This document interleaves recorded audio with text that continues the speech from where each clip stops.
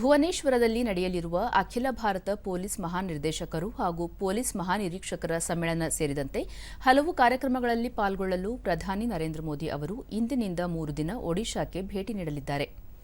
ಭುವನೇಶ್ವರದ ಲೋಕಸೇವಾ ಭವನದಲ್ಲಿ ಇಂದಿನಿಂದ 3 ದಿನಗಳ ಸಮಾವೇಶ ಆರಂಭವಾಗಲಿದ್ದು, ಸಮಾವೇಶದಲ್ಲಿ ಕೇಂದ್ರ ಗೃಹ ಸಚಿವ ಅಮಿತ್ ಶಾ, ರಾಷ್ಟ್ರೀಯ ಭದ್ರತಾ ಸಲಹೆಗಾರ ಅಜಿತ್ ದೋವಲ್ ಸೇರಿದಂತೆ ಹಲವು ಗಣ್ಯರು ಭಾಗವಹಿಸಲಿದ್ದಾರೆ.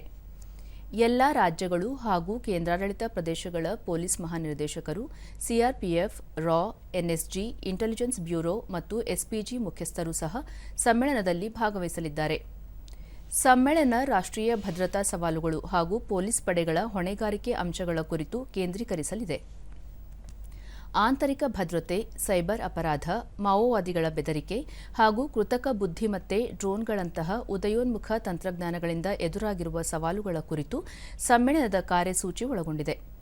ಭಯೋತ್ಪಾದನೆ ನಿಗ್ರಹ ಕಾರ್ಯತಂತ್ರಗಳು ಸಹ ಚರ್ಚಿಸುವ ನಿರೀಕ್ಷೆಯಿದೆ.